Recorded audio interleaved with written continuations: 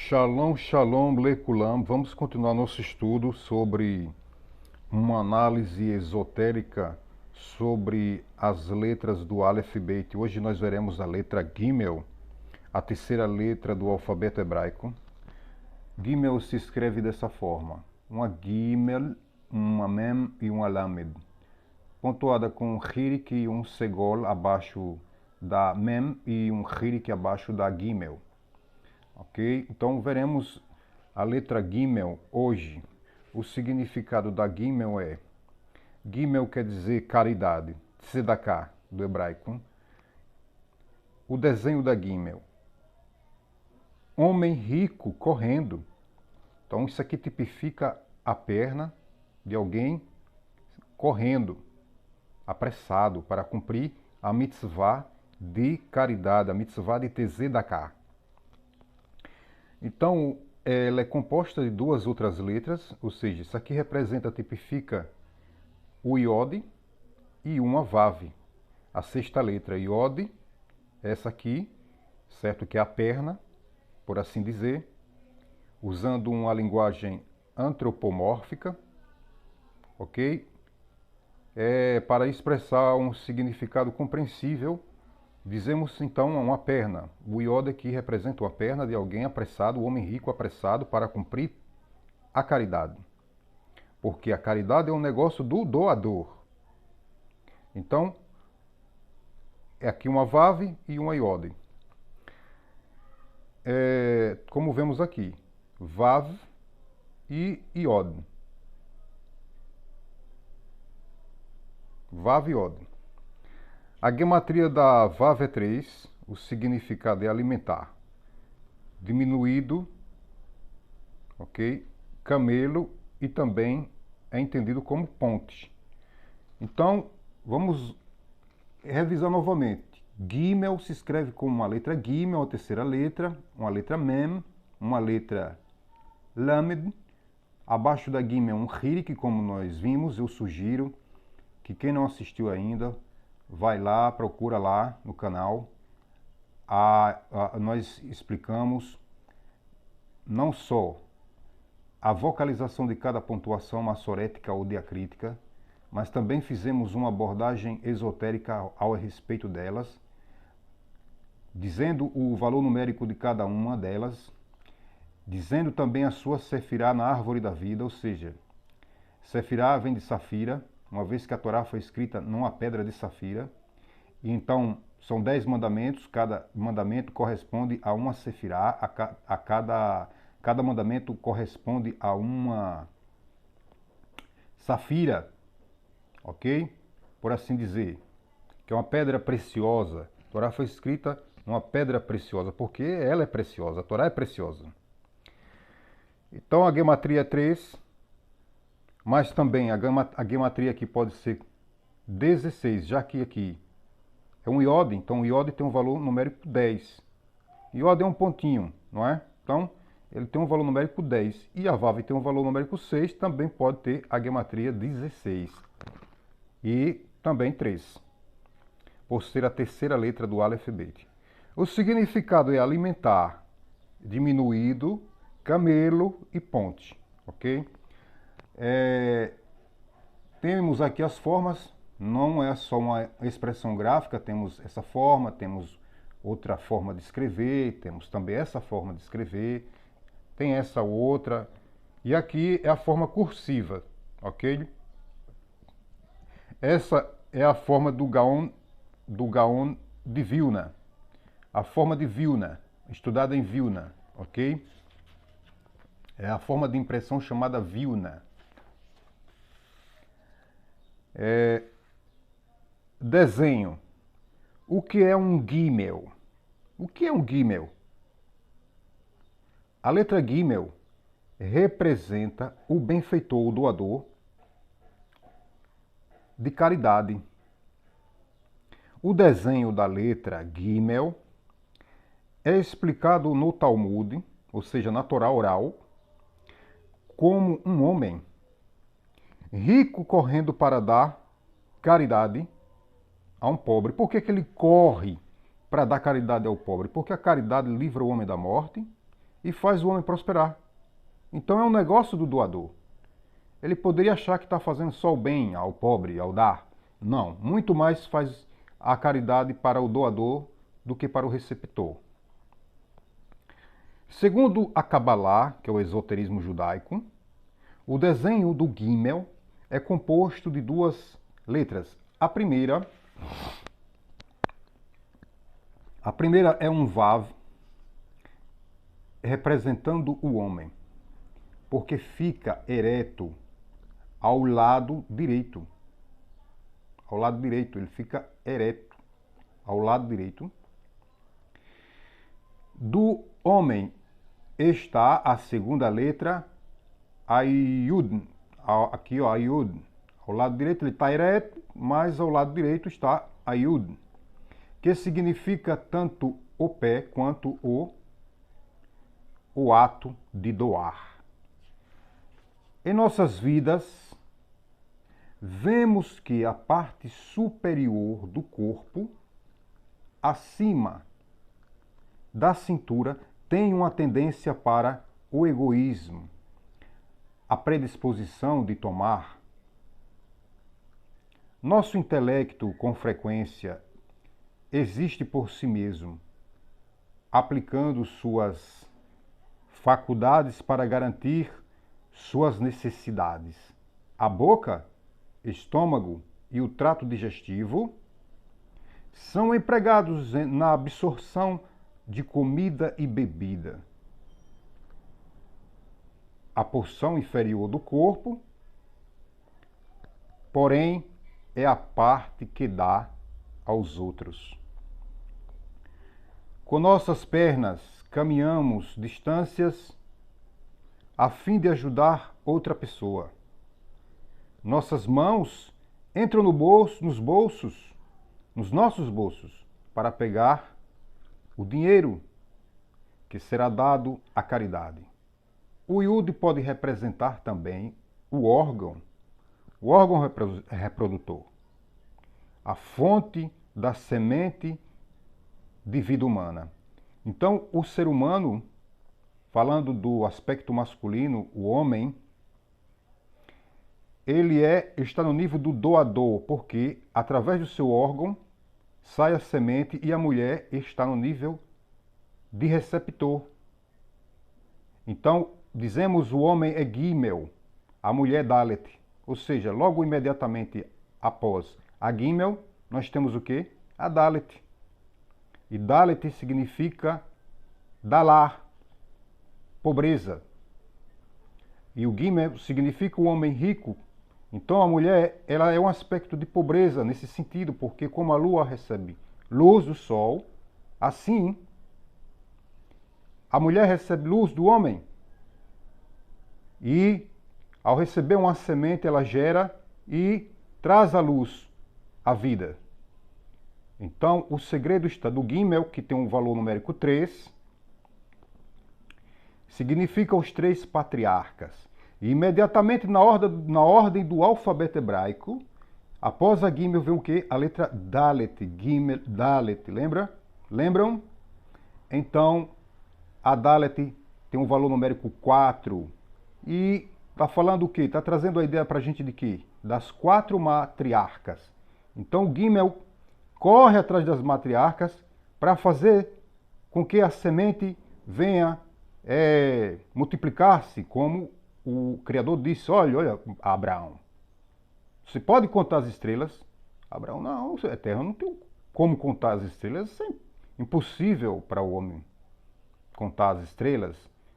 Ele disse, pois, assim será a sua descendência, a sua semente, assim será a sua semente. Então ele tinha pressa de correr, assim como eles tiveram pressa de buscar a sua parte contra si e trazer vidas para o mundo, para que haja um tikkun olam, tikkun das pessoas, porque todas as pessoas estavam em Adam, então agora elas têm que vir ao mundo e entrar num corpo e fazer a sua missão aqui neste mundo, que é um pátio, uma antessala para o mundo vindouro. Bom, então vamos continuar.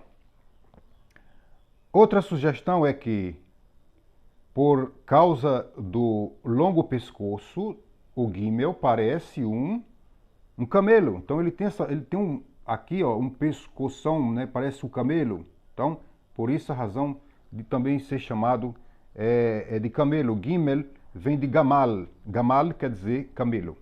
Outra sugestão é porque, por causa do seu longo pescoço, o Gimel parece um camelo. Segundo o rabino Samson Rafael Risr, a palavra Gimel é semelhante à palavra hebraica Gamal, que significa camelo. Gematria.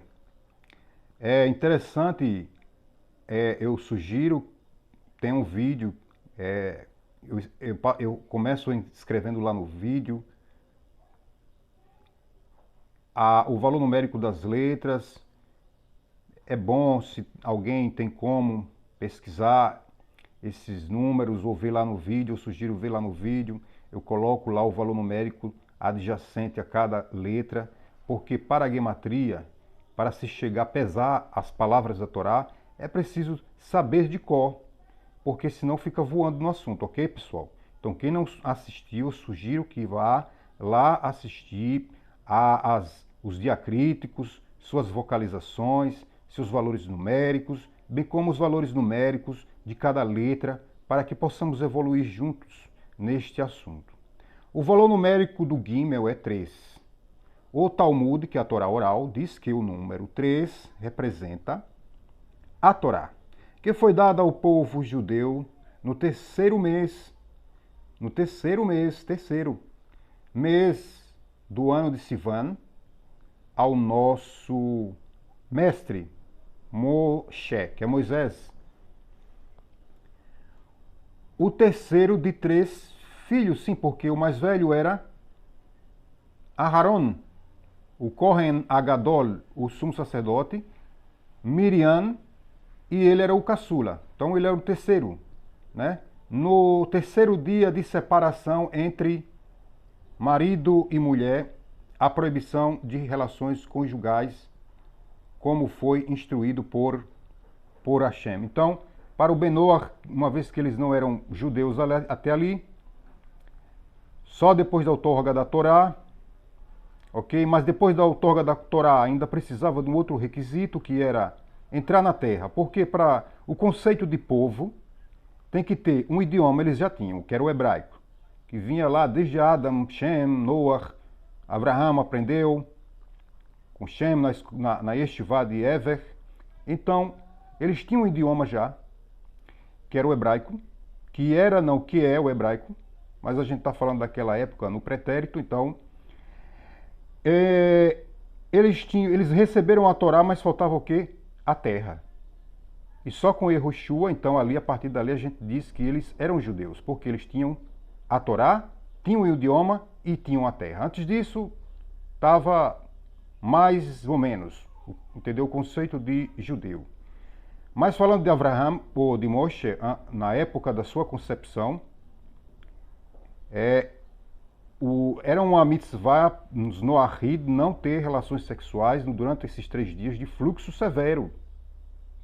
Ou seja, do estado de fluxo a gente fala do fluxo feminino, e nós sabemos do que se trata isso aí. Então, essa época do fluxo em que a mulher entra na sua regra, essa é proibido. Então, são 3 dias de fluxo severo, é proibido para o Noahid ter, é uma coisa absurda, terrível isso aí. Então, é inconcebível. A Torá foi entregue a um povo de 3 grupos, que é Coanim, sacerdote, Leviim, que são os levitas, e os israelitas, ok? São 3 os grupos, Coanim, Leviim e Israeli. Finalmente, a própria Torá é dividida em 3 segmentos. Os 5 livros de Moshe, que é Moisés, os profetas e as escrituras. Isso aqui a gente chama os 5 livros de Moisés, Gênesis, Números, Devarim, Vaikra, enfim, os cinco livros de Moisés, ok? Eu falei em português, aí misturei um pouco o hebraico, mas enfim, são 5 livros de Moisés, começando de Gênesis até Deuteronômio. Os profetas egípcios chamam isso aqui assim: Torá, os 5 livros, profetas Neviim e escrituras Ketuvim, ok? O Rabi Yehuda Loeb, o Maharal de Praga, explica que o poder do número 3 é a capacidade de combinar duas forças contrastantes para provocar interação. O que isso significa? Digamos que uma pessoa nasce no mundo de Torá, cresce numa sociedade enclausurada, vai a Yeshivá durante toda a vida e tudo que conhece é o Criador. Finalmente, a pessoa se casa e sai para o ambiente mundano e começa a ganhar o próprio sustento. Ei, existe um mundo materialista aqui fora. Há outras coisas além da divindade, além da espiritualidade. Talvez haja, de fato, 2 realidades. A primeira é o Criador. E existe uma segunda realidade, o mundo.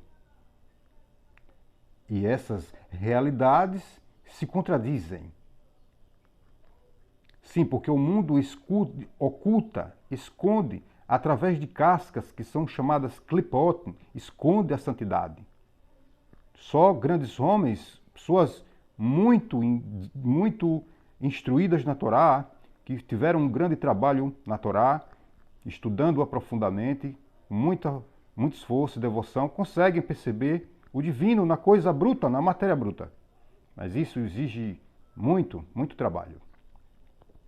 Portanto, a Torá é outorgada no 3º mês, porque 3 tem o poder de fundir a divindade, que representa o aspecto do doador, que é o eterno. Então, 3 tem que ser no 3º, ok? No 3º mês. Tem esse aspecto de fundir a divindade com o mundo, o mundo é o receptor, por isso é como uma mulher, o mundo é como uma mulher, o mundo físico é como uma mulher, por isso que na Torá escrita fala de Jerusalém, que é o olho do mundo, ok? O olho, a menina do olho, assim como a menina do olho, ela é o centro, a menina do olho fica no centro, então Jerusalém é o centro do mundo, o centro do universo, do cosmos, então é um receptor. E lá recebe a luz e a luz é canalizada para toda a Terra, todo mundo. O globo, todo o globo, assim como no olho. O mundo terreno, né? Por exemplo, nossos sábios declararam: se não houver pão, não há Torá, Pirkei Avot, ou seja, o livro da ética, tratado Masechet Pirkei Avot, ou seja, o tratado da ética judaica. Hashem espera que ganhemos nosso sustento para cuidar de nossos entes queridos e fazer caridade e conduzirmos nossos assuntos mundanos segundo a Torá, com honestidade e integridade. Estamos, na verdade, encontrando o Criador no mundo físico. Conta-se uma história sobre o aluno de Aristóteles, o filósofo grego. Alexandre o Grande era aluno de Aristóteles, que um dia entrou na casa de seu mestre sem ser anunciado. Alexandre encontrou Aristóteles envolvido em comportamento imoral. Mais tarde, quando estavam sozinhos, Alexandre perguntou: é esta a maneira de um grande sábio, Aristóteles, se comportar? É essa a maneira? O filósofo, o mestre, o mentor, se comportar? Perguntou Aristóteles. É este o comportamento ético adequado? Aristóteles respondeu: quando eu te ensino filosofia e as maravilhas do mundo, sou Aristóteles. Mas aqui, em particular, não sou Aristóteles. Essa história está num chocante contraste com o caráter de Rabi Akiva e a Torá que ele incorporava. Rabi Akiva era frequentemente chamado pelo oficial romano Tinus Rufus para um acalorado debate. Ao final, Rabi Akiva sempre o vencia. Certo dia, Rafina, esposa de Tinus Rufus, decidiu vingar a honra do marido. Sabendo que o Criador dos Hebreus, o eterno Deus, o Elohê dos Hebreus, o Deus dos Hebreus, proibia a imoralidade, ela conseguiu permissão de Tinus Rufus, seu esposo, para seduzir Rabi Akiva e assim fazê-lo pecar. Da próxima vez que Rabi Akiva for chamado ao palácio, Rafina se escondeu por trás de uma árvore no jardim. Quando Rabi Akiva se aproximou, ela apareceu na frente dele vestida de uma maneira provocante. Ora, Rafina era uma mulher linda e estava certa de que Rabi Akiva cederia aos seus encantos. Porém, o sábio fez o seguinte: primeiro cuspiu, depois deu risada e então chorou. Rafina ficou completamente perplexa, pediu a ele que explicasse suas ações. Rabi Akiva respondeu: duas eu lhe direi, a terceira não. Cuspi por causa de sua atitude desprezível. Chorei porque sei que algum dia suas belas formas irão se decompor na terra. Quanto ao porquê de eu dar risada, talvez algum dia você venha a entender. Qual é a conexão entre a história de Aristóteles, o filósofo, e a de Rabi Akiva? Aristóteles separava o corpo e o espírito como sendo duas entidades separadas. Rabi Akiva os considerava inseparáveis. Para Aristóteles, aquilo que era espiritual era o intelecto e as ciências. Isso era espiritual. Era sagrado para Aristóteles. Aquilo que era físico, do corpo. Então, olha só, que era sagrado, aquilo que era físico, do corpo, era profano. Então ele considerava o corpo profano, por isso ele estava entregue a atos imorais quando seu discípulo chegou, a saber, Aristóteles, porque ele considerava o físico como profano. Mas o intelecto e as ciências era espiritual, ok? Vendo essa postura, né, os dois âmbitos não estavam conectados e ocupavam duas esferas diferentes de intenção. Para ele, para quem? Para Aristóteles. Já o Rabi Akiva, porém, vivia pelo Gimel, o fusor de Deus e do mundo, ou seja, aquilo que une o Criador e o mundo. Rabi Akiva via o Criador em tudo e reconhecia, até na matéria menos refinada, mais bruta, ele via o Criador em tudo. E reconhecia que o Criador reside até no físico. Portanto, Rabi Akiva teve a capacidade de controlar e superar a tentação de Rafina. Ela, mais tarde, converteu seu judaísmo e casou-se com Rabi Akiva. Essa previsão profética foi o motivo da risada dele.